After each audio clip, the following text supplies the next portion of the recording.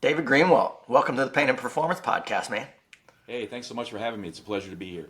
I'm quite excited about this. Obviously, a lot of our focus is like pain and performance and how do those things come together.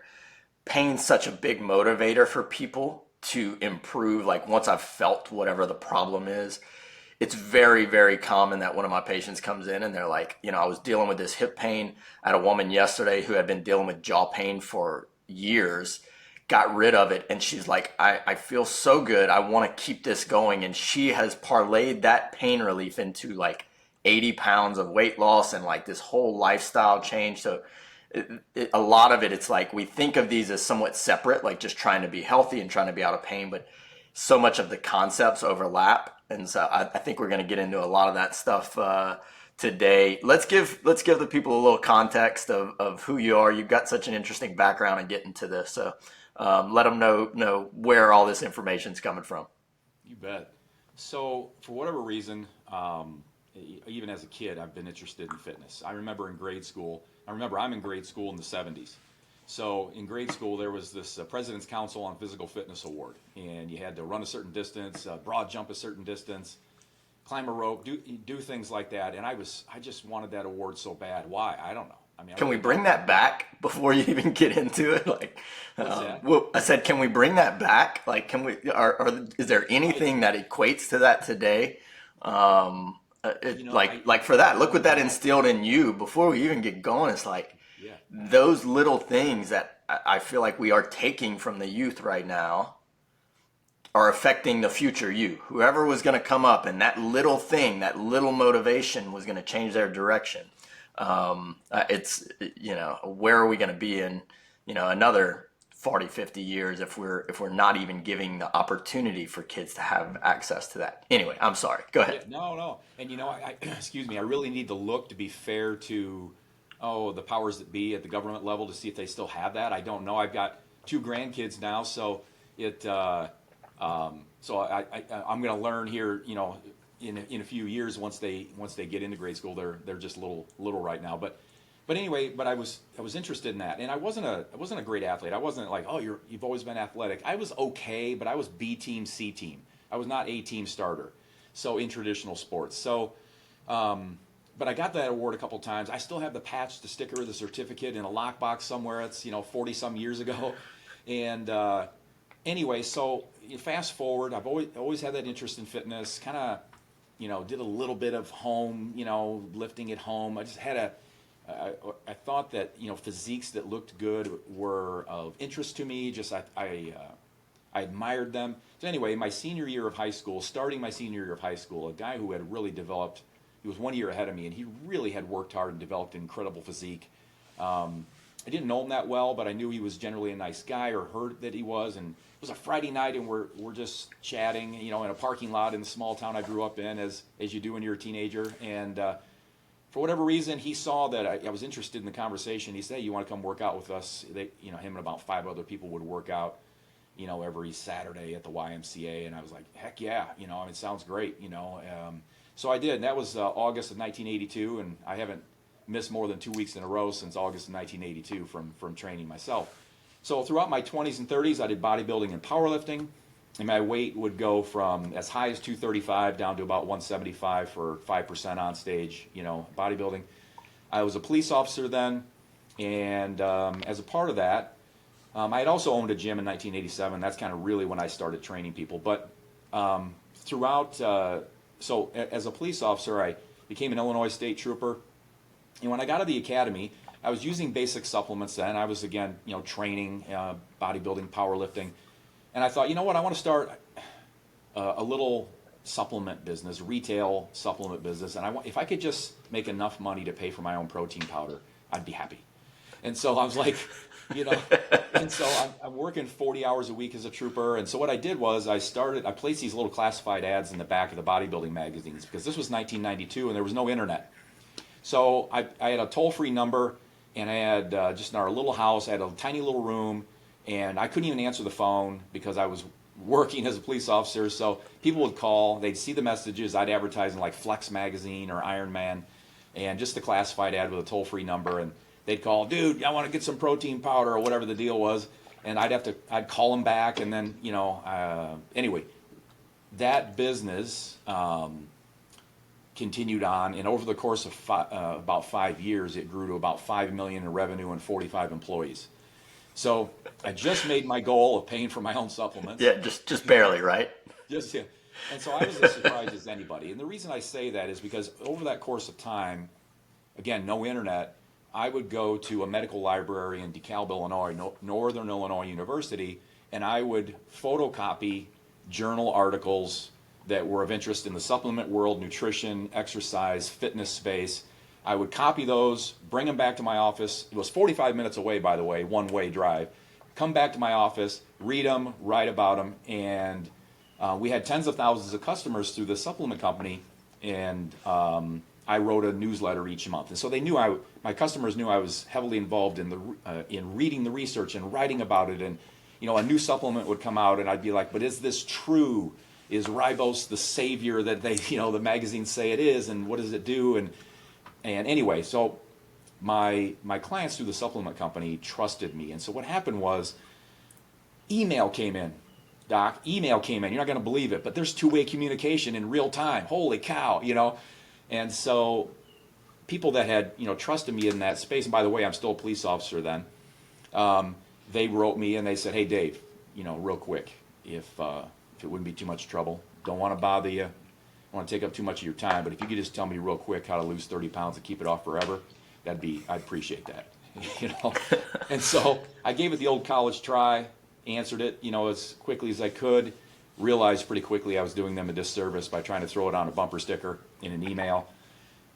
And after all these years of writing and research and writing about it and studying it and living it, again, 1982, I started, my own journey and hadn't taken time off. I take a day or two off every week. I don't want to make it sound like I never take a day off, but been consistent, competing. I thought I've got so much in my head. And I also found that I was super passionate about wanting to help people get from someplace typically heavier and less healthy to someplace leaner and healthier. I just really found I was passionate about that. I loved that. So I wrote a book. The Leanness Lifestyle was almost 500 pages, and then created in 1999 an online website environment so that we could have, again, that internet had come in, Doc, and it was amazing. We got this two-way communication. I've written a book, and now people can read it and give feedback, and we can talk about the things in it.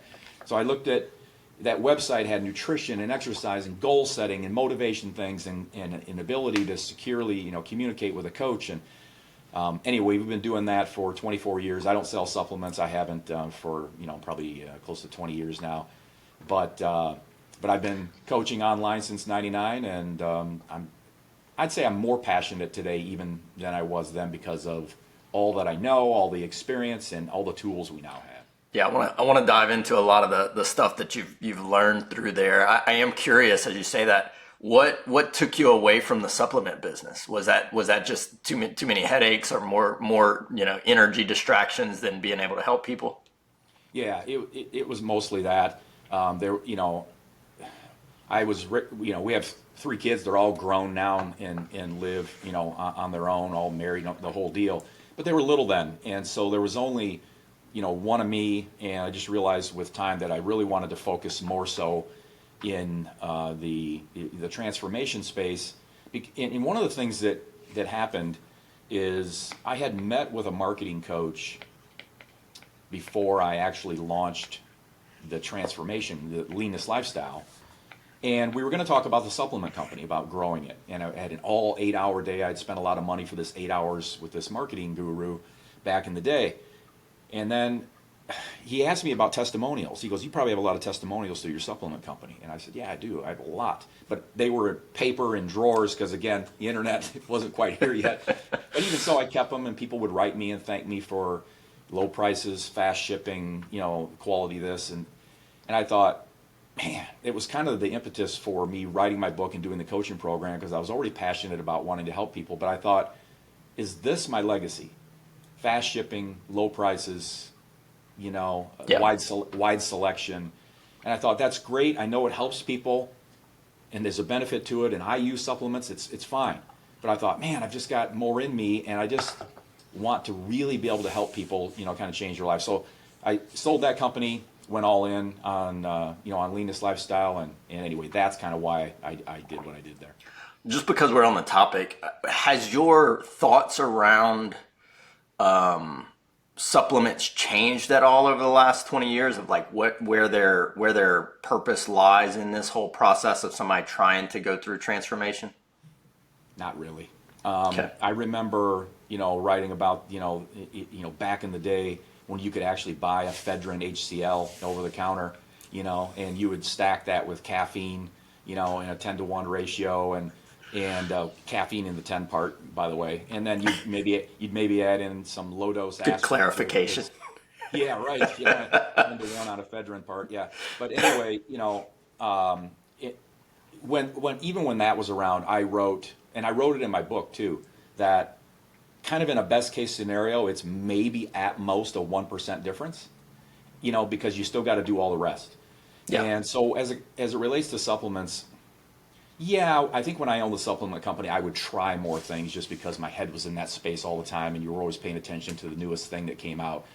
But I pretty much landed on the basics. I still take the basics today, what I consider the basics.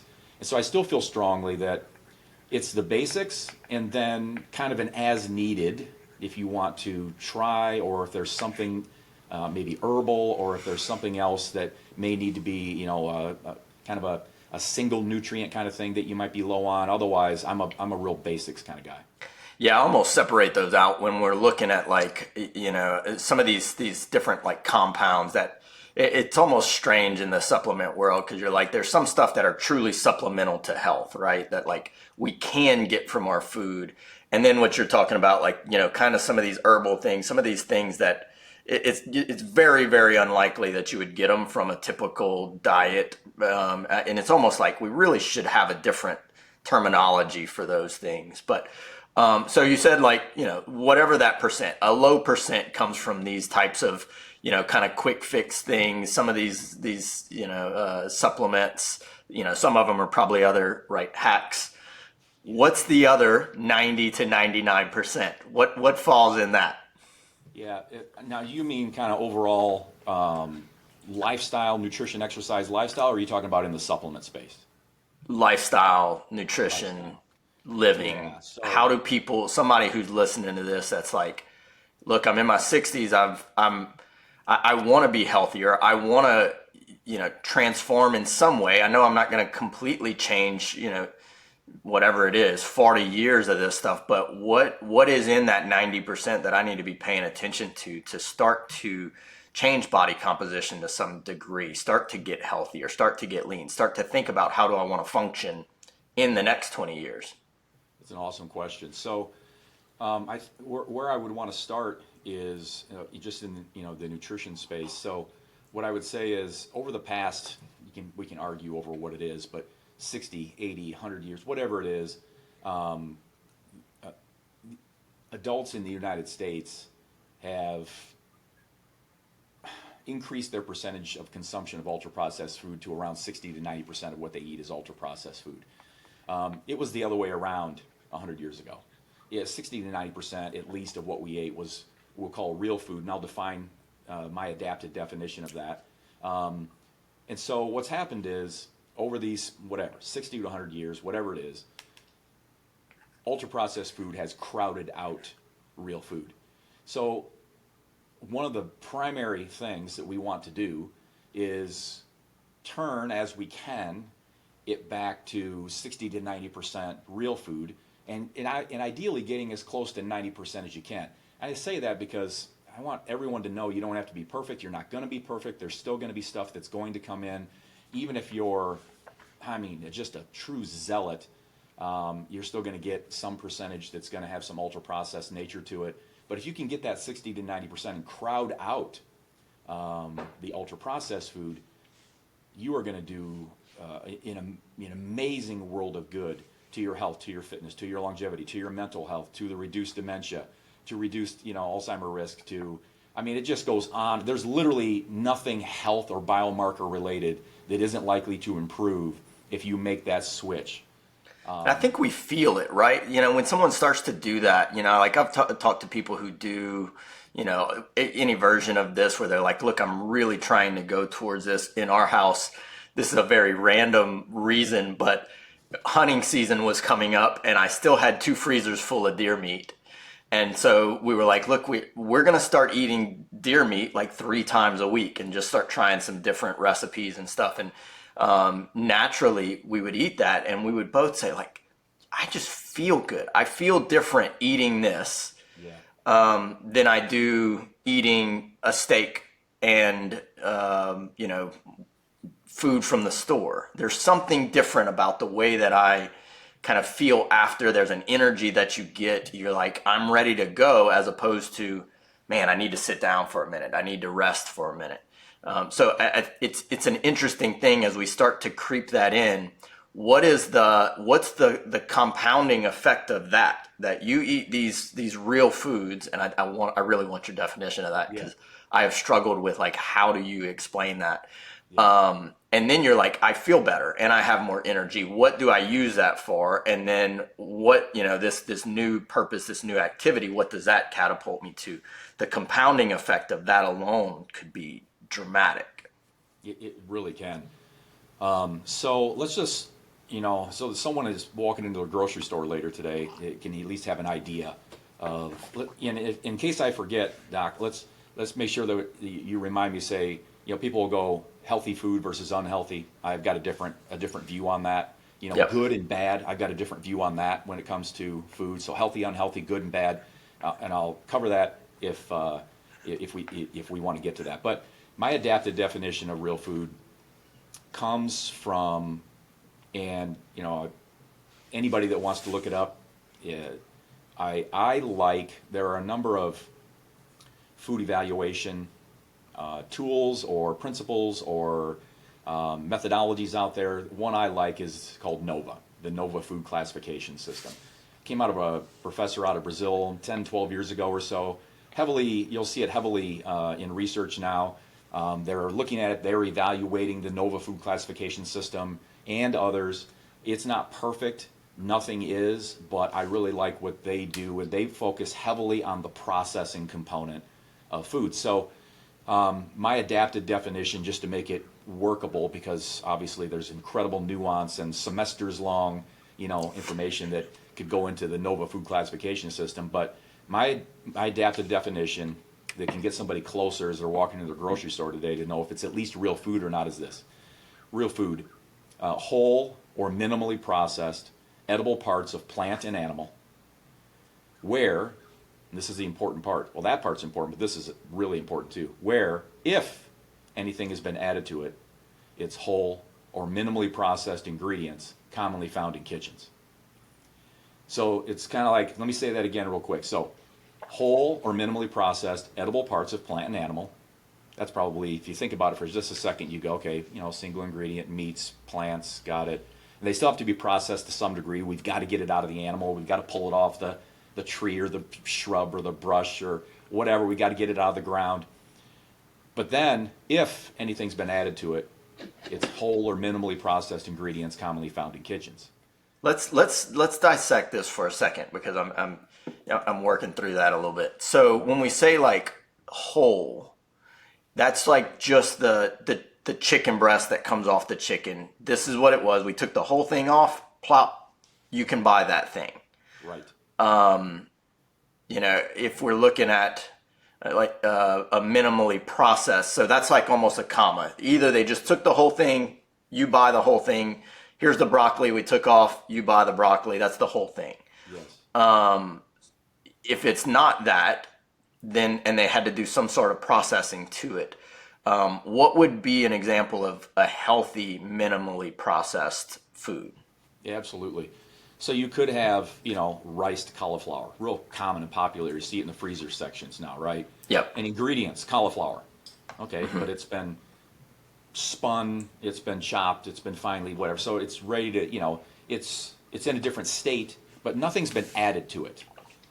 So we're mostly good there. You could argue over whether it's ideal that it's still in plastic and people are microwaving it in plastic. We'd have to look at those things. But here's the thing, too, that I want to kind of make clear, and this is, I know it's a little bit of a side thing, but I look at a hierarchy of sorts. Like you were talking about the deer meat versus the store-bought meat. You're probably not going to get much better than that meat you've got in your freezer. You know, I mean, right.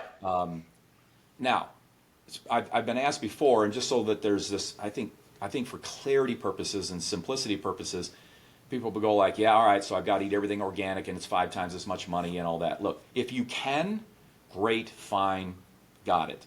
But from a hierarchy perspective, if we can just eat real food, by the definition I gave, even if it's not organic, you're going to do yourself an incredible benefit compared to the ultra-processed garbage, you know. 100%, yeah. So, all right, so an example of kind of a minimally processed, so the rice, cauliflower, oats for oatmeal. Yeah, take them, chop them up, give them to you. Yeah, right. Nothing else has been added to it, you know. So something like white rice. Let's kind of go on the other end of it. Yep. Let's talk about that. What process does it take to get white rice into the bag that you would buy? Where's the issues with that? Well, they've definitely removed, some of the, the vital germ components and so forth that would have kept it brown. And so this is where like Nova gets a little gray. What I would say is, from a practical purpose, has it been modified more than packaged brown rice? Yes. Have things been removed to make it white rice? Yes. Does that make it ultra processed? I think Nova would not classify it as ultra processed. They would classify that as processed, but not ultra processed. So it gets a little gray there. What I would say is, if nothing's been added to it, things have just been taken out, it may remove, and probably does remove, some of the good that the whole grain has, but I'd still say you're going to be in better shape, because it's still not likely, according to Nova, ultra processed, because nothing's been added to it. Among the 3,000 industrial additives that could be added to our food supply and are added to our food supply, it likely hasn't. So I have read on white rice versus brown rice and so forth, and I get a little bit more fiber in the brown rice. It's got the whole grain nature to it and the benefits there, potential vitamins and minerals and so forth. But in the real world, in the real space, I would never fault someone for eating either, compared to ultra-processed versions of either one of those. So yeah. I would say to someone on a hierarchy level, again, I wouldn't get hung up on white versus brown. I wouldn't. And I would say either one of those are going to be likely good, as long as, again, we don't see anything else added to it that doesn't fall into that category of things commonly found in kitchens. So to give people a really good kind of, I guess, split of this, you walk in, they've got, let's use our chicken breast. They literally took it off, slapped it on a plate, wrapped it up. You can buy this thing. That's our really good definition of like real whole food, right? Yeah, single ingredient, right? Single ingredient, real whole food. Yeah. Get it, perfect. Let's go to the ultra process to give people a really good kind of, version of both ends of the spectrum on this. What's a great example of something that people are often doing or choosing that is in that ultra processed category? Man, there's so much. Right. Just walk around. I mean, seriously, just almost 80-90% of stuff in grocery stores probably falls into the category. So, all of your, let's go, if we're talking about oats or just plain quinoa or rice or, whatever as a single ingredient grain, now just look at Lucky Charms. Come on. If you look at the ingredients there and you go, is that real food or is that ultra processed? Come on. It does not contain ingredients only commonly found in kitchens. It does not contain just the whole or minimally processed edible parts of plant and animal. So there's so much stuff. Typically boxed macaroni and cheese. It just goes on and on and on. Your typical mayonnaise, it just literally, there's all your fast food. I think that you kind of give me this, and not to cut you off, but That's right. I wonder if you couldn't just tell people, like, I know most grocery stores around here, especially kind of the ones that have better options. Like, we walk in and there is some little section in there that has like fruits and vegetables, and behind it, it often has the meat counter, right? And you can go there. If you're like, hey, when you go in the grocery store, set a timer. If you're going to be there for 30 minutes, spend 25 of those minutes in that area, and then you only get 5 minutes in the rest of the store. Can we, like, just out of a time component, make you make better options? If you're like, if you're not spending most of your time in that section of the store, you're probably going to have a difficult time getting whole or minimally processed foods. Yeah, you really are. What we'll typically say is, and I know this is super common, you'll find this everywhere, is most of the real food is in the perimeter. It's on the Gotcha. perimeter. Yeah, yeah. So you'll see that your fruits and vegetables in the refrigerated, section in the perimeter. Sometimes you go down the aisle and it's in the frozen section. Frozen vegetables just fine, typically. Again, hierarchy. Everything's got to be organic and it's got to be sitting there. Well, okay, but in the real world, if we're trying to make these incremental improvements and we're going to do, tremendous good, and we want to actually have things be somewhat convenient and still be real food, then we can go down those aisles. But honestly, if I'm pushing the cart in the grocery store, so often I am walking kind of at the on the end caps, right? I'm in the aisle of the end caps, and I look down the aisle and I go, nope, nope, nope. It's like there's nothing for me down that aisle. Now I got to go down some aisles. I got to go internal sometimes to maybe get maybe I'll get a single ingredient nut butter. Yeah. Okay, cashew butter, ingredients, cashews. Okay, awesome. I'm not going to find that in the perimeter in the refrigerated section typically. So again, that's why it's kind of nice to have that. It's nice to have that definition. Another one, if you're looking at like a combined ingredient, I'll call it minimally processed, real food, would be like a marinara sauce. You'll find it like ingredients: tomatoes, garlic, oregano, basil, salt, whatever. And you're looking, you go, oh, okay. That's all real stuff found in kitchens. It's all good. It's Yeah. it's single ingredient. And then we've add the things, and the things that are commonly found as ingredients in kitchens that typically fit are your spices, your vinegars, some of your your oils like olive oil or avocado oil or something like that. And so those are kind of the basics. And that by that definition, we can then move away from an idea of healthy, unhealthy. So when someone says, is that food healthy? I don't look at it like that. I look at it like this. Is it real food and does it work for you? Because the thing is, you can take a single ingredient thing like, let's say peanuts. Ingredients, peanuts. Or ingredients, peanuts and salt. All right. By Dave's definition here, adapted definition, that's real food.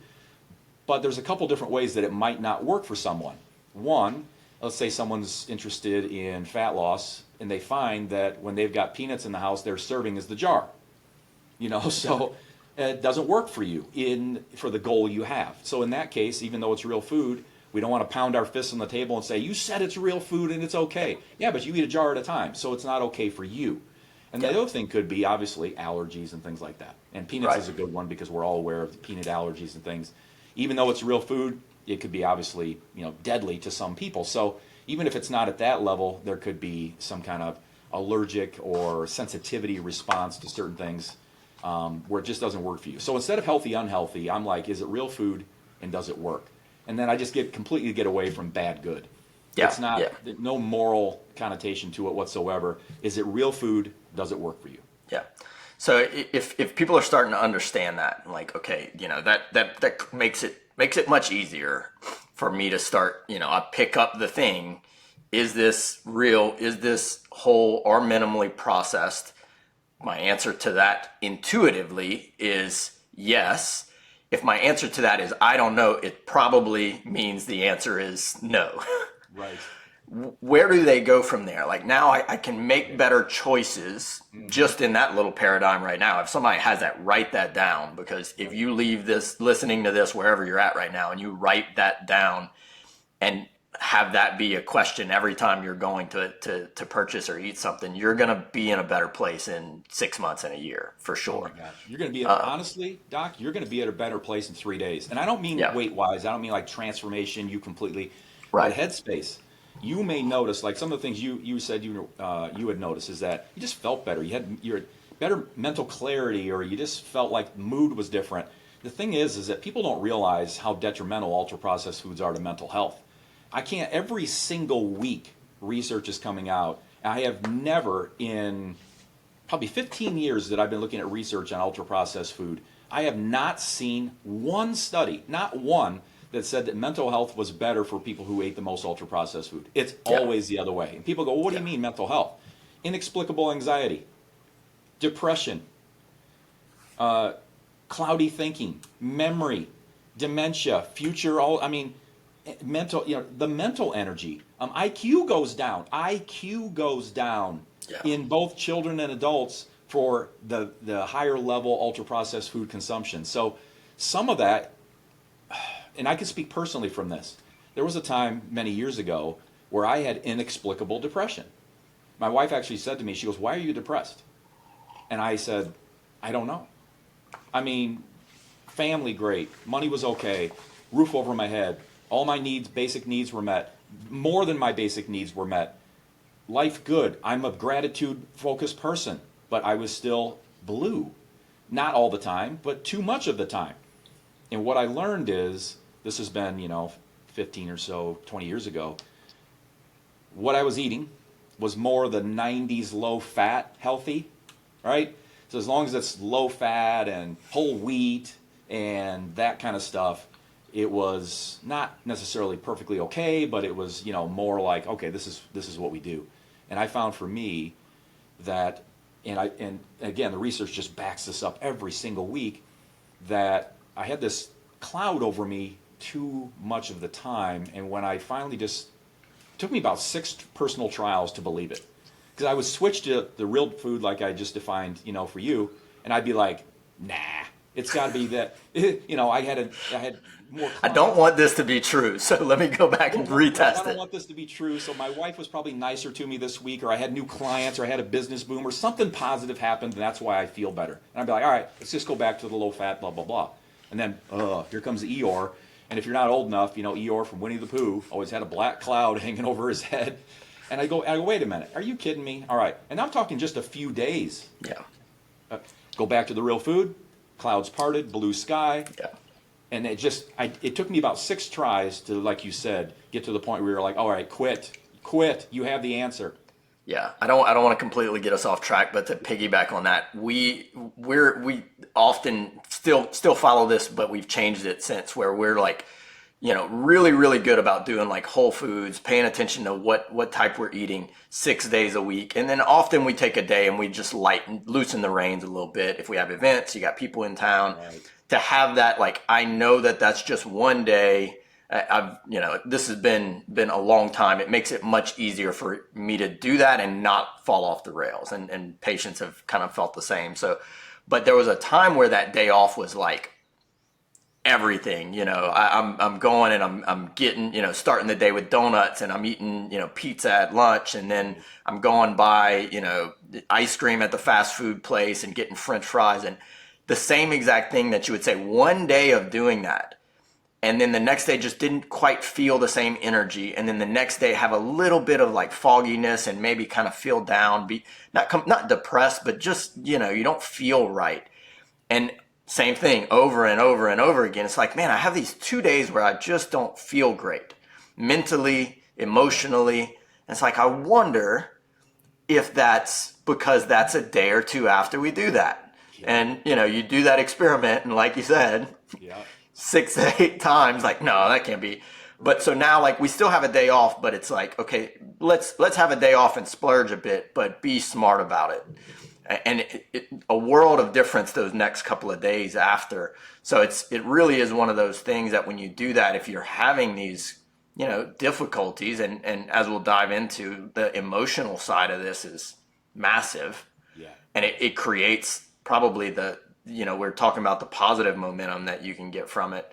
I think it does a very good job, and a lot of people listening will know this, of creating the negative. I'm emotional eating. Well, you're eating the things that do what? Make you more difficult to have positive emotions. So what do?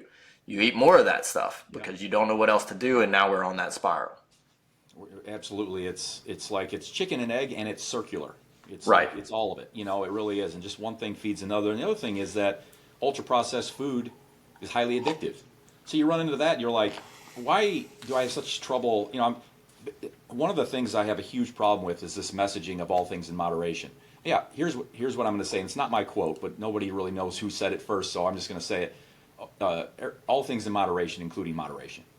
So for some people, in certain situations, certain times, certain days, certain ultra processed foods, certain, fill in the blank there, 0 is better than 1. Because 1 is always going to lead to 2 to 3 to 4. So it isn't across the board. This isn't a message of, okay, get ready. If you're on Dave's plan here, you're going to 0 on everything. You'll never eat anything that tastes good ever again. You'll never get the splurge meal or day that, Doc's talking about here. You'll never, no. But we would want to look at, perhaps, at an individual level, what might be a trigger for someone where it could be something where for that thing, in that situation, at that time of day, in this particular period, 0 may be better than 1. People don't realize how addictive a lot of the ultra-processed food is. If you look at it from the big food manufacturer position, I call it the monkey-banana relationship. We're all just monkeys out here looking for our various bananas. It's like what motivates us, what drives us. And for big food, what their banana is profit. And so if that's a primary mover for them, motivator, what would they like to do? They'd like to create something that has that bliss point that I know many people have probably heard before, where it's that perfect combination of not only sugar, salt, and fat, but the perfect combination of additional of the 3,000 industrial additives that are possible to be put in our food supply. What exact concoction of this Frankenstein's monster will get the flavors so awesome that our brain just explodes with dopamine and we go, holy crap, that's so good, I've got to do that again, and I want to buy it again and again and again. And big food creates repeat users. And I use that term specifically. It creates repeat users. It creates users. In fact, in internal documents of some of the fast food companies, they refer to their best customers as heavy users. Yeah. And it's what it is. As a consumer, you just make the choice. I don't want to buy that desk. I'll buy that desk. I won't buy that desk. It's maybe not as emotional. You're not a user, of a desk. You're a consumer buying something like that. But when it comes to the ultra processed food, it really can create that, that user mindset. And you were talking about momentum earlier. What's another momentum thing? If you've had joint pain, and you're like, I don't know where this is coming from. I'm being diagnosed with this, or maybe somebody said it's arthritis, or maybe whatever. I can't tell you the joint pain I had 15 years ago or so, again, before I figured out that real food was my thing. I'm like, how old am I? Like, wow, I need a 30-minute warm-up just to get a workout in. I was like, man, everything hurt. And then, of course, when I switched over, now I'm more normal. Yeah, I got to warm up, but it's like, oh, my joints feel great. Yeah. Talk about momentum. I would bet you 90% of the time when someone comes in my office and says, man, I don't know what happened. I didn't do anything, and I just had a flare-up. Like, like everything was doing great. I hadn't had headaches in a while, and then it just came back. Like, I don't know what it is. I didn't do anything. I didn't lift anything. I didn't do anything physically different, because that's what we immediately go to. I must have done something. When we dig into, okay, when did the flare-up happen? Oh, it happened on Tuesday. Okay, let's go to Monday. What was the diet and nutrition like? Let's go to Sunday. 90% of the time, there is some massive processed inflammatory meal in there before, and then miraculously, we have this crazy pain flare-up that we didn't do anything for physically, but chemically, we, basically threw gasoline on the fire.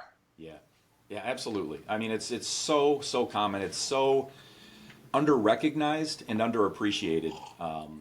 No one thinks of that part of it. We go physical because that should be where it comes from. Right.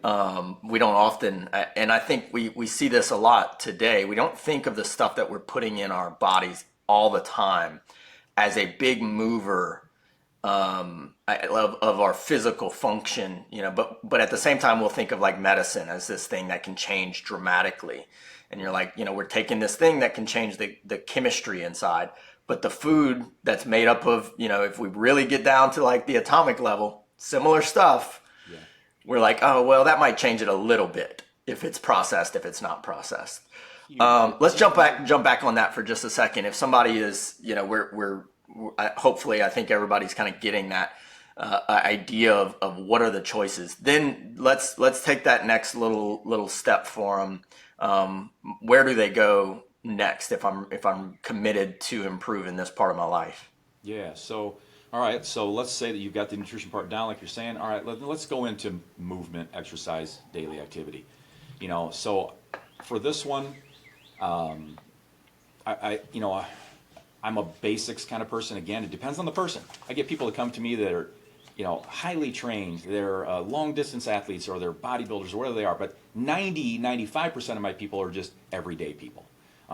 They aren't world class. They aren't necessarily, real high level. So I guess with kind of that in mind, as a minimum, we want, and this is just kind of I call it the government cheese standard. Government cheese, like nothing special here. But it's just a standard. But I can buy into it. Again, real world experience working with people. At least 150 minutes of moderate activity a week, spread over at least 4 workouts. In other words, don't try to do it all in one workout. 150 minutes on Monday and nothing else for the other 6 days. So, you want. I think you want it over most days of the week, spread out. You want at least 150 minutes of moderate intensity, activity, and then in that, I want. Again, government cheese recommendation here. 2 days devoted to strength training. Now, they don't have to be separate from the cardio. Don't have to be separate. It can be on the same day. I don't get hung up on that. I might have 20 years ago. I certainly don't now. But 2 days where there is some strength training in there among the 150 minutes. Now, that may be more for somebody in maintenance. That's more just for everyday living, everyday lifestyle. That's forever. All right. You want to have that in your plan. For people that are in what I call an action phase for fat loss, double that or building to double that is probably going to be more necessary. So that's kind of, you got your basic, and then you've got your kind of doubling of activity in time. Now, some of that can be minimized to some degree if we're building in some high intensity interval training, because we can burn more calories in a shorter period of time. But it has its advantages and disadvantages, and the thing about HIIT is that for some people, it can require a little bit longer recovery depending on what it's doing to the nervous system and muscles and joints and things, depending on what you're doing. But the list, low intensity, steady state cardio, is typically something you can do every day, sometimes multiple times a day. I like a blend of low intensity, steady state for my cardio and HIIT, and then strength, of course. For me personally, strength is, 4 days a week. And then I've got 2 days devoted just to cardio. Is some of that something that you kind of change depending on, probably age and stuff like that? I mean, strength becomes a much more important part to me, probably 60.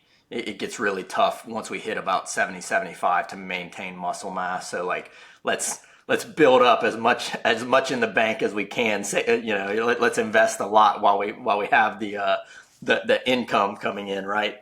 A couple episodes ago we went through like all the research on what components would create a quote unquote perfect routine, and how do you structure that in a week.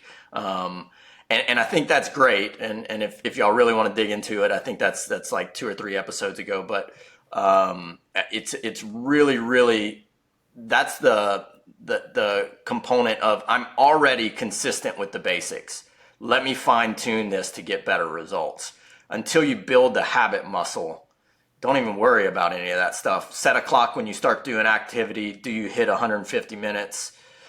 If you're adding that up over, 3, 4, 5, 6 days, and once you're doing that consistently, now let's get fancy with it. But in the beginning, don't be cute. Just get started.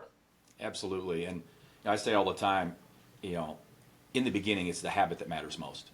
And Right. So for people that are like really, really like not doing anything, and maybe I've got, I work with, a number of health professionals, and we've got nurses and police officers and other people that work 12-hour shifts.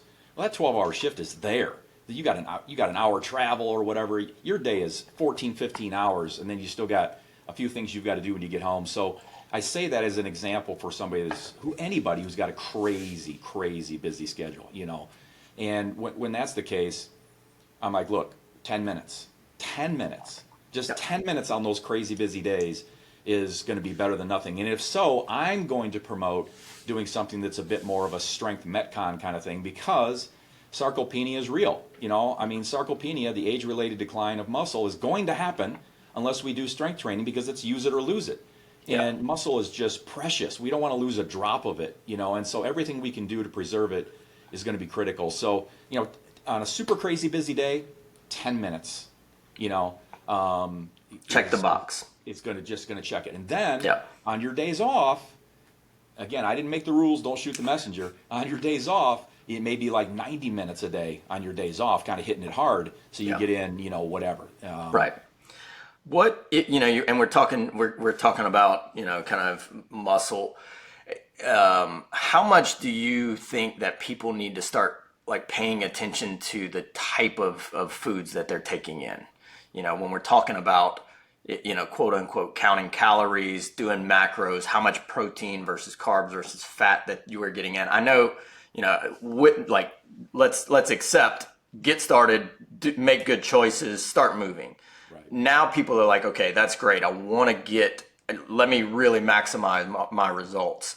Where does that stuff come in? How important is that? What should people be shooting for if changing body composition is their goal? Ideally, now at the very lowest end, for a 4'11" female who has a goal of being 110 pounds on 4'11", let's just say, small person, right? The minimum protein I want even for her is 100 grams a day. Okay, so I want the protein there. Now, for most people, I'm going to say 125 to 175 grams a day. It'll vary. Yeah. I want that as a minimum base. So with proteose being of first importance, protein, I'm not saying that overall for health, protein is of first importance, but if we think about it from its root word, proteose, meaning of first importance, think about that first. Because what happens is people can pretty easily get in their carbs and fats. I mean, it's just not all that hard for most people to get that in. Where they will struggle a lot of times is getting in enough protein. So again, the smallest person, 4'11", 110-pound goal, minimum of 100 grams of protein a day. For pretty much everybody else, a minimum of 125, and it'll range from 125 to 175. So we put that out there. We go, okay, you're starting with that. And then next, it just kind of depends on the goal as far as where their calories are going to be. But I would like to see people as just kind of a base, 5 cups of fibrous vegetables a day as a base. 5 cups is the minimum. You go, holy cow, I'm not even eating a cup. I get it. So start with a cup. Just get a cup in. How can you do that? Hide it. Hide it in scrambled eggs. Mince up the vegetables. Okay, do them in a glass bowl, whatever, microwave them. You can't even, they don't crunch. You don't even see them. And throw them in your scrambled eggs and hide them. Put them in soups. Put them in chilies. Put them in your shake. Like for me, I have one shake a day. It's a whole food based shake. Okay, so it's a powder to start with. And then I add a protein powder to it. And I add a handful, which ends up being about 2 cups of like either collard greens or kale or something I don't normally eat. Like I don't normally eat collard greens by themselves. I don't eat kale typically by itself. So that's a great opportunity for me to get in more vegetables, and I don't taste it. Yeah. So any chance you can hide it, if you're not a vegetable person, hide it in something else that has a stronger flavor. But if you're a vegetable person, awesome. There's all kinds of ways to do it, and I would just encourage anyone to make that your base, and then add in starches and make I want essential fats in there too. I do. I'm not saying we're going fatless here and we're going keto or whatever. And I'm not saying someone's not going keto. But if you do, I want it to be 90% real food. And I'd still like to have the fibrous vegetables in there. So with about 125 grams as a base for protein, 5 cups of fibrous vegetables that are real food as your base, then we can start adding things to that. Yeah.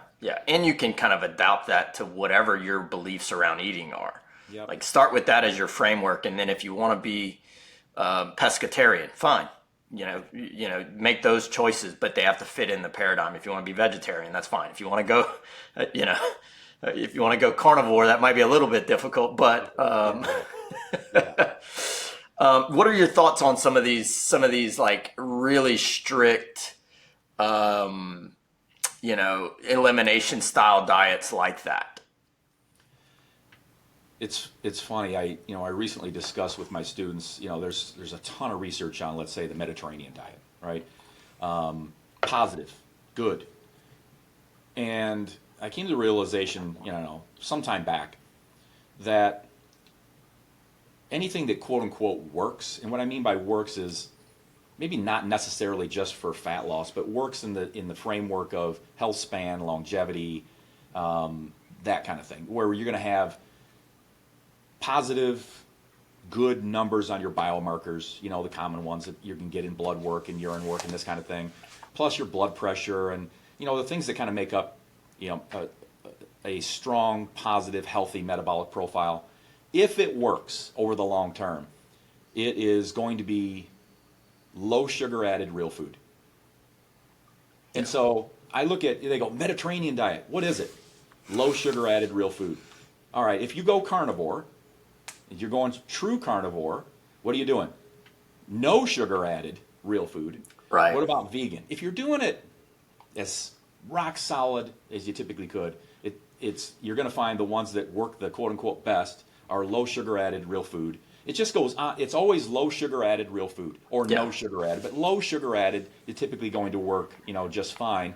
For some, they will be no sugar added. That's fine too, but it's going to be real food in that. So everything is a proxy.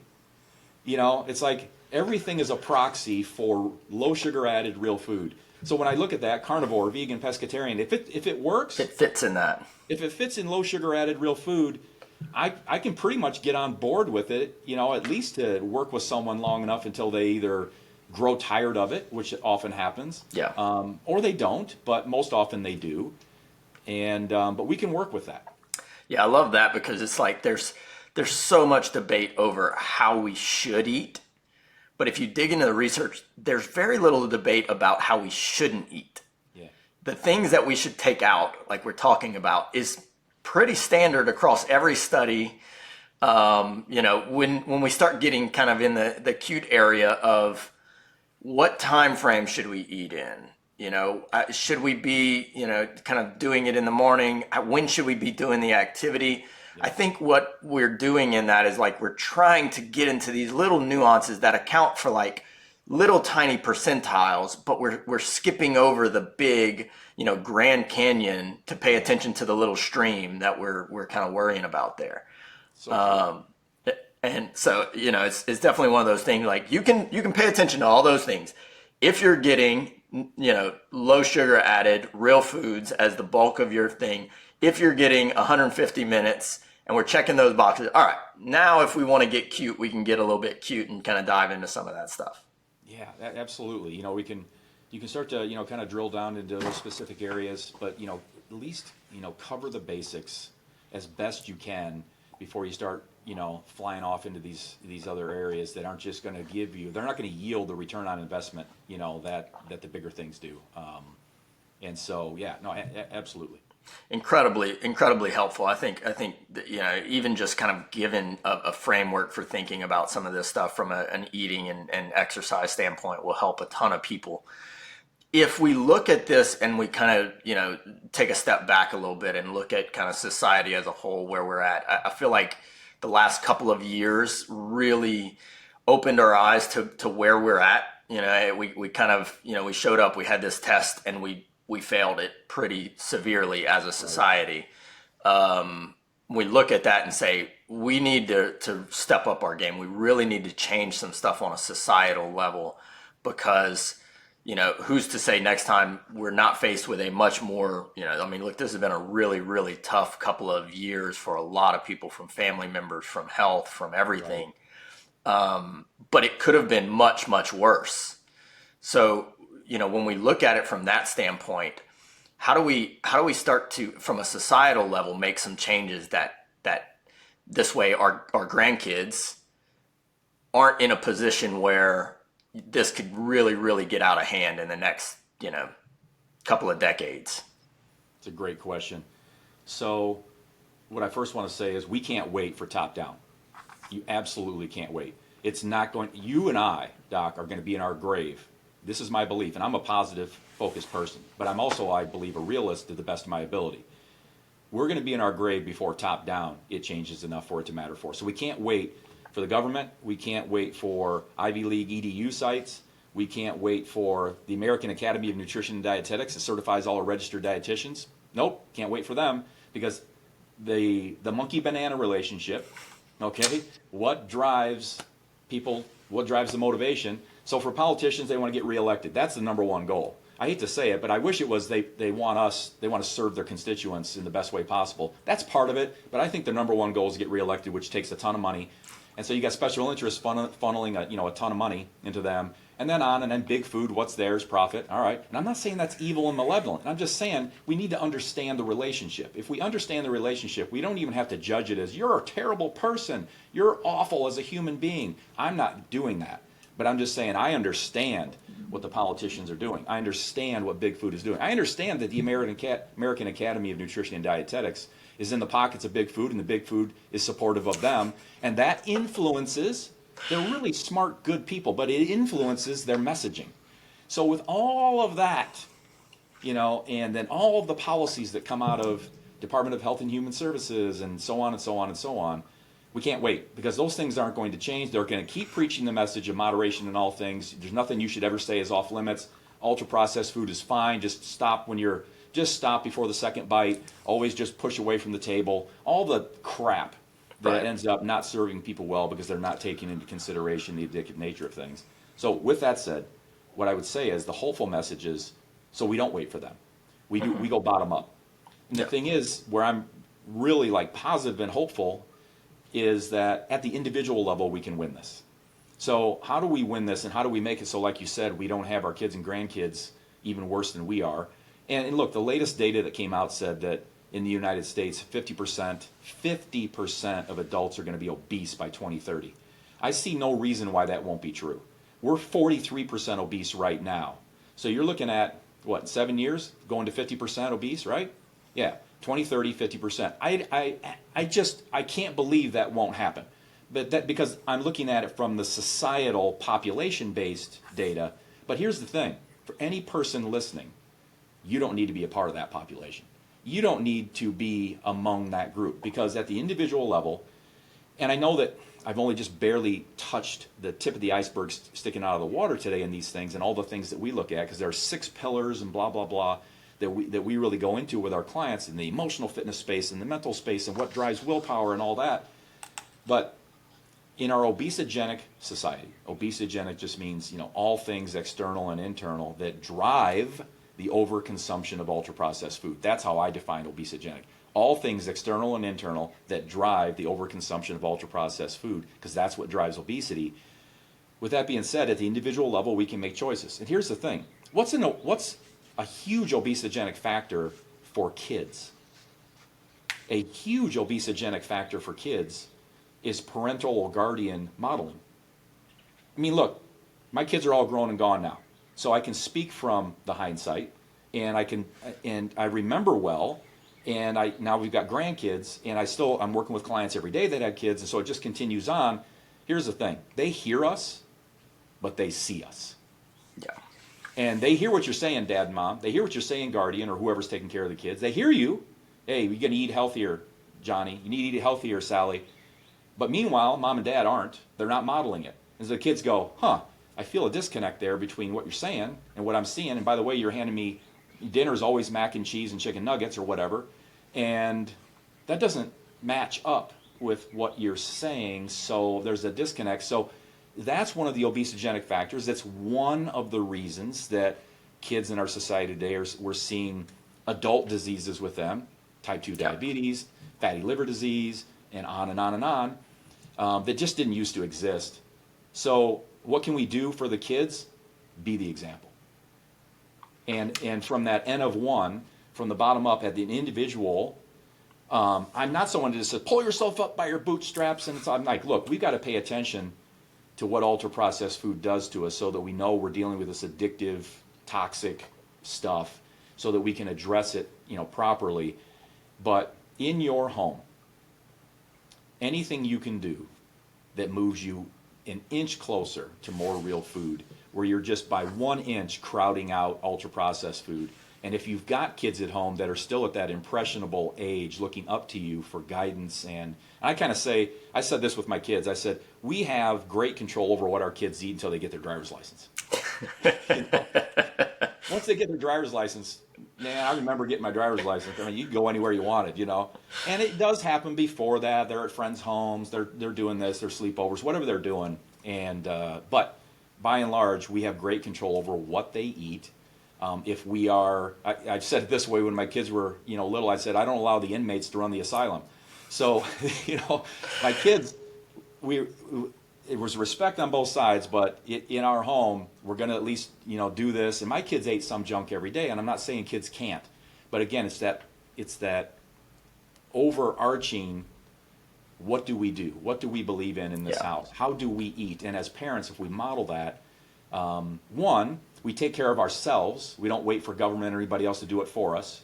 We're taking actionable steps that, with an understanding of the monkey-banana relationship of the powers that be. So we're like, all right, so I'm not following your guidance, to the letter. And then also in the modeling that we do for our kids, which is just so crucial. And that is really what you're talking about. That's the future. Yeah. And when I think of my granddaughter and my grandson now, I know with my daughter-in-law and my son, it's what they're doing. It's what they're modeling, and I know that's the case. Well, and to even take that a step further, I've explained this to some people. If you go even one more or two more generations, the stuff that you have shown your kids changes the genetic history of your great grandkids. So when they are looking at, like, the stuff that we say, but it's genetics. What you do and teach your kids that influences their kids, you have changed your genetic history throughout the course of your family. So the big thing that everybody says we have no control over, look, we might be here and we're at liberty of what genetics we currently have, but what you do can change the genetic history of your great-grandkids, your great-great-grandkids, keep going down the line.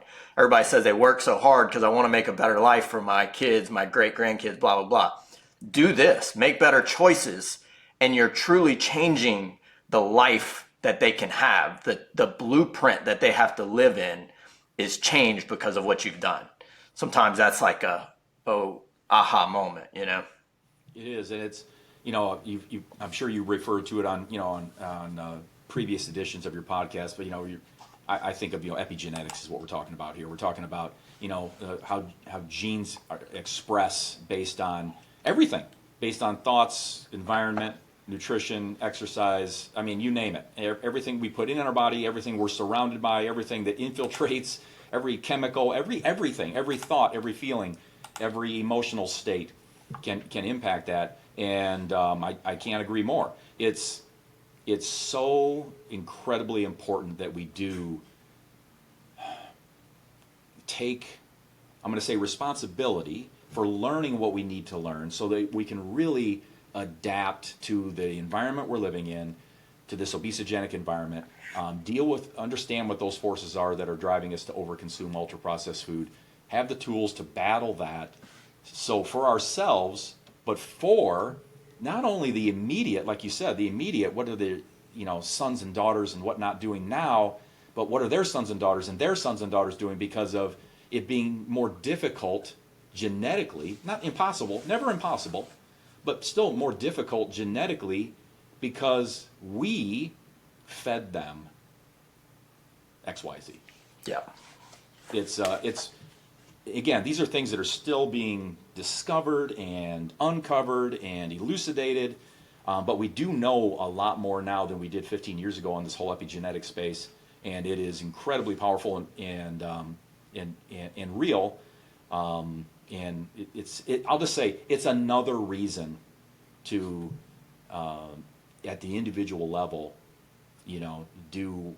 Here's the thing: as parents, you do want the best for your kid. I know you do. You want them to grow up and be more successful than you. You want them to be healthier than you. It's like the only time where, like, when I went through Cub Scouts, I only made it to Bobcat, Doc. Okay, Bobcat is the very first badge. That's as high as I went. I've got a son that got his Eagle Scout.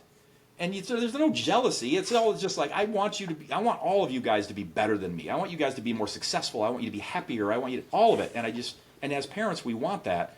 So it's just really just, echoing, but it's just saying, as a part of that, knowing you do want that better for your kids, give them the best opportunity for better by doing this, I'm going to say oftentimes harder work because of all the obesogenic factors, to eat better and move better and lead by example. Kind of almost a quiet example where we're not pushing anything down our kids' throats and saying, you do this and this is why we do this. It's just like they just watch you and they're like, oh, here's what mom and dad do, or here's whatever the guardian is. Here's what the guardian, of the household does.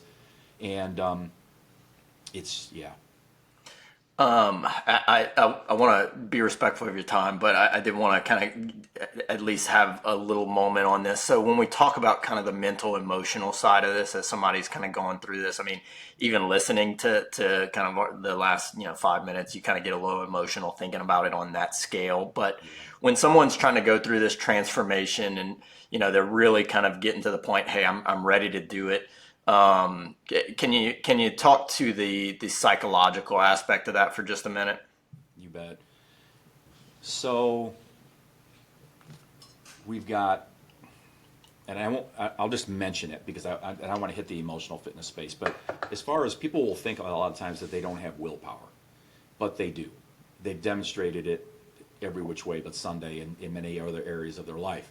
If you go to work every day for somebody else and you're there on time mostly, you've exhibited incredible willpower. And willpower, again, Dave's definition here, doing what needs to be done when it needs to be done, whether you feel like it or not. So doing what needs to be done when it needs to be done, whether you feel like it or not. Do you always go to work only when you're in a good mood? Oh, come on. Do you only go to work when you're feeling great, you had plenty of sleep, you're never sick? Oh, give me a break. Have you ever gone to work after you just, bawled your eyes out for a half hour? Yes. Have you ever gone to work after having an argument with a spouse or, Yeah. Have you ever gone to work? Just fill in the blank. You went to work and you went to work on time. That's incredible willpower. You did what needed to be done when it needed to be done, whether you felt like it or not. Why?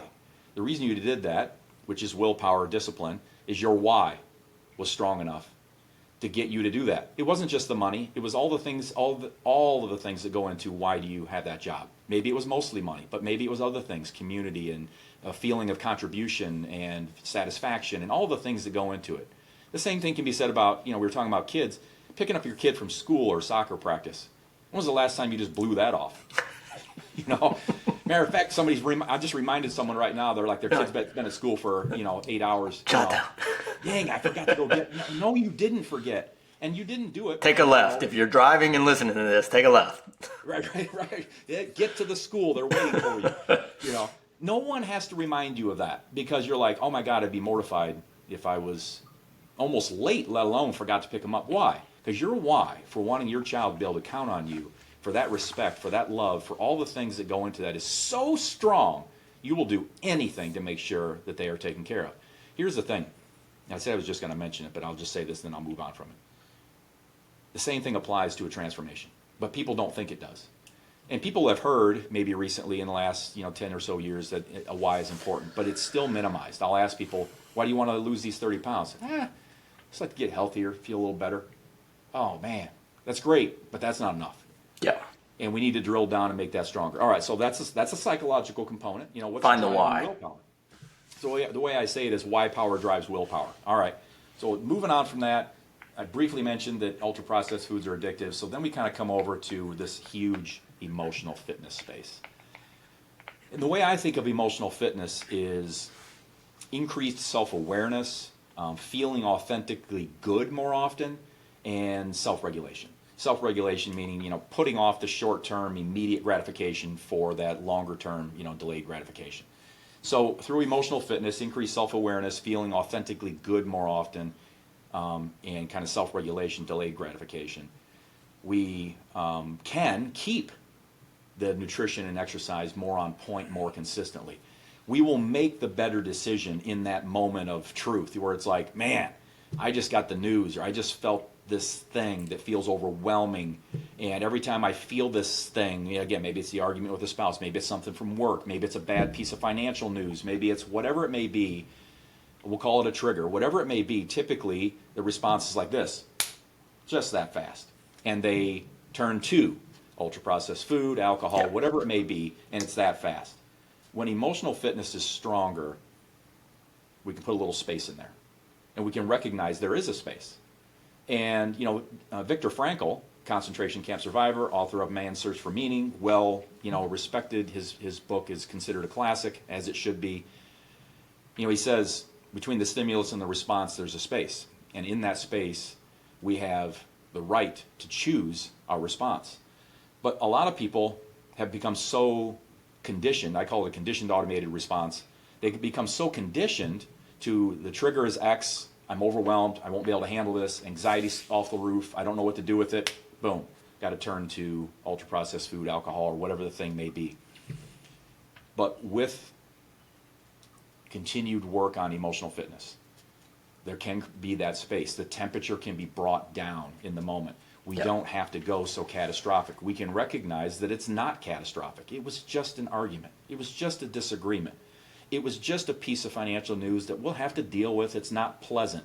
But instead of saying it's a disaster, it's awful, horrible, terrible, a nightmare, all the catastrophic phrases, we learn to bring all of that down, be more measured in our response, and by bringing the whole temperature down of our emotional state, the response can be more measured. We can make the better decision in the moment.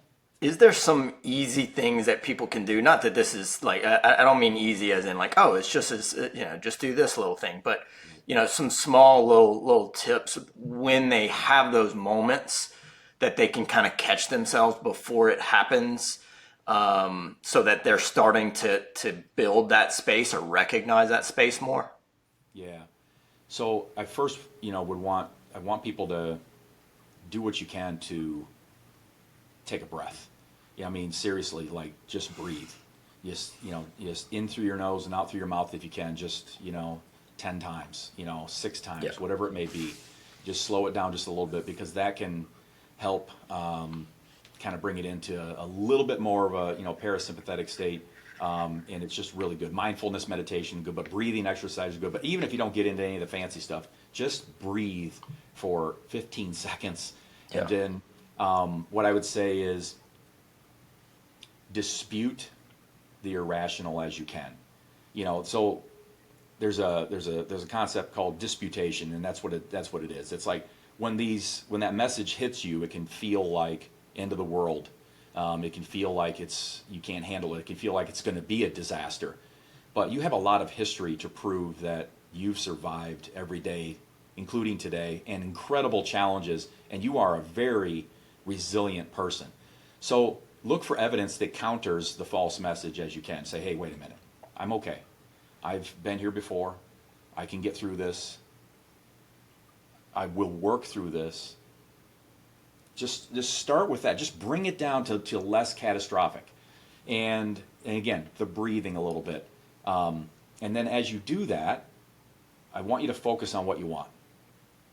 Because a lot of people will focus on what they don't want. They'll focus on what they fear or don't want. And one of the things that happens is when that catastrophic mindset is what it is, oh my God, I'm going to be homeless, living under a bridge all alone. I'll be penniless, alone, and broke for the rest of my life. Oh my gosh, you just got a piece of news that isn't financially great, but that doesn't mean you're living under a bridge alone by yourself. This has really gone.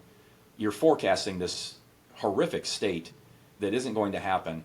So what do you want?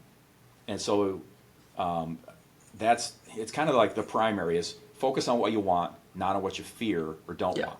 Right. And the brain's going to want to keep bringing you back to the fear. And it's going to want to say, hey, yeah, but what about, what about? I get it, but just keep going. I'll say to myself, David, what do you want? Yeah. Well, I want this. Okay. Stay on the target. Stay on the target, and then, I would say, kind of the first three to me in the emotional fitness space is focus. The second one, although interchangeable, is gratitude. And it's like, wait a minute, gratitude is always going to be in the emotional fitness space, and it should. A Roman philosopher, Cicero, had said that gratitude is not only the greatest of virtues, but the parent of all others. And so it's like, okay, what do I have in this moment, that I'm grateful for? And that's really tough when you're in that moment. But anything at all, just any little thing can shift the mindset a little bit. And then, any aspect of recognizing that we don't control everything. And so if we look at control from that perspective of accept what we cannot change, have the courage to change what we can. People are going to recognize this, and then ask for wisdom to know the difference. So in this moment, you're like, look, what can I change? What can I do? Is there something I can do right now that at least does no further harm? Right? Because that's kind of one of the things we want to do is there was a stimulus. We're wanting to have that just enough space to choose our response. And I think recognizing that we can choose it. Yeah. Because I remember 30 years ago when I first was in kind of personal development and I was starting to read things and I was going to seminars and things. And I remember somebody saying that. And 30 years ago when I heard that, I was like, wait, what do you mean we choose our response? I just didn't believe it. I was like, no, X, Y, Z happens and that's it. You just respond this way because everybody does. And that's not true. Yeah. There are incredibly, and that's one of the things with Viktor Frankl he's talking about in the concentration camps. Not everybody in there was despondent, depressed. There were people in there he noticed that had a positive mental attitude and they were starving like everybody else. And so here's the thing. Because it can be done by some, doesn't mean we'll do it as well as everybody who does it well, but we can do it. And so a recognition that we can choose our response and at least getting to some belief that we can is kind of a starter too. So focus, gratitude, the aspects of control, breathing, those are, bringing the temperature down, reducing catastrophics as we can. Any piece or part of any of those can help. Do you think there's value to kind of looking back at, hey, here was the action, or here was the stimulus, here's the action that I took, I fell off, I was emotionally eating, I made this bad choice. Okay, let me go back to that. What was I focused on? Almost like replay it, but do it the right way, and kind of script out, like next time it happens, I'm going to recognize that's not catastrophic, wasn't a big deal. Here's the action I can take that gets me closer to, whatever, my goal is, what my focus is, to like almost replaying it some. Yes, with a caveat. Okay. Yes, I do, with a caveat. So I'm going to come at it two ways. Okay. One of the things that we'll look at in Leanness Lifestyle is we'll do a little bit of cognitive behavioral therapy, CBT, and we'll have our students do an ABC. Have you ever heard that ABC? I didn't know if it was familiar. It is, but if you don't mind, fill the listeners in for a second. You bet. So the A is the antecedent. So what was the thing, the trigger, the stimulus, the whatever, that led to B, the behavior? What was the behavior? And then what was the behavior? What'd you do? Exactly what did you do? Not kind of, sort of, what did you do? Exactly what did you do? I had 74 donuts. Whatever it is. It's just like, let it go. Let any guilt go. Just what did you do? What was the stimulus? That's A, antecedent. B, behavior. And then C, what were the consequences? So it isn't just negative consequences. And a lot of people go, well, I'll tell you what happened. I felt awful. I felt terrible. My gut hurt. I had this. I didn't sleep well. Well, okay. But in the moment, what was the consequence? There was a positive consequence. We don't do things repetitively without a positive consequence, at least short term. So yes, in that review, reflecting in that way, like what can we learn from this? And what we'll find when we do some ABCs is no matter how, say, off course someone may be, no matter how much somebody listening may be struggling with getting their weight and fitness to move where they want, you don't stink at everything. You don't even stink at most things. And you don't stink at, I'll just say you don't stink at anything, but there will be areas, a few, select, where you're going to find that it's always this situation. It's always this stimulus or one like it. And when you do, what do you turn to? Well, John Doe goes to, bear with me, I said Lucky Charms earlier, so we'll go to Lucky Charms, whatever, that's their thing. But for you, it's Twinkies, whatever, it doesn't matter. It's your thing, or it's chips, or it's whatever it is. And so, you aren't bad at most things when it comes to this. There's a 20% area here that through an ABC you can be like, God bless, every time this happens, it's that. And I turn to this, and you can become more aware of that. And so if we're creating awareness and learning from it, good. Now, another thing I say, and this is kind of the caveat, is one of the things I say for people that do find themselves in a slip or an eat-off plan is I want them to call Dr. F. Sorry it wasn't Dr. H, but it's Dr. F. But here's where it is. It still fits. D, do no further harm. Do no further harm. It can stop. So an example is I picked off food off my kid's plate. I was taking the kid's plate, putting it on the counter, and I picked off food and put it in my mouth, and next thing I knew, okay, it wasn't on plan, I've slipped. Well, the mindset can go into, what a couple of researchers came up with 10 or so years ago called the what the hell effect. And you can go into, oh, what the hell, I've blown it, I may as well, right? And so you had just a low tire on your car, one low tire, and you just decided to take a knife and slash the other three.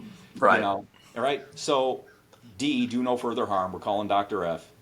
R, recover quickly. Do the next right thing.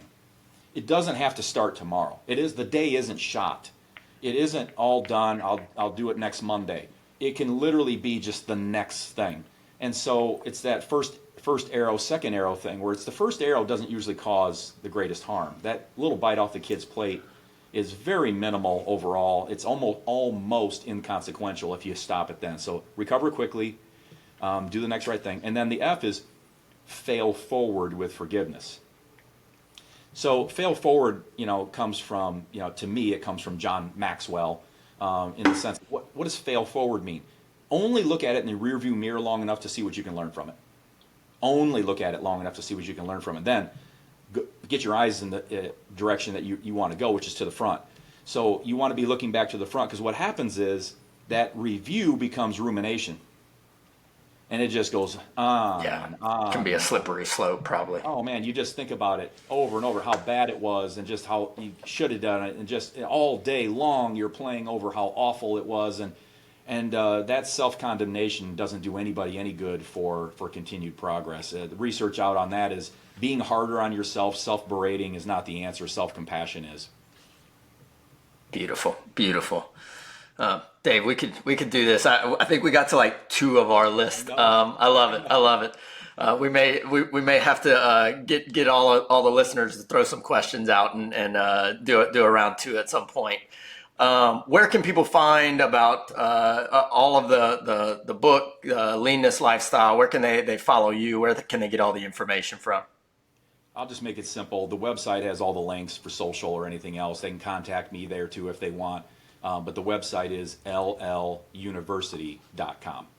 Perfect. That's a good one. You must have had that one for a while.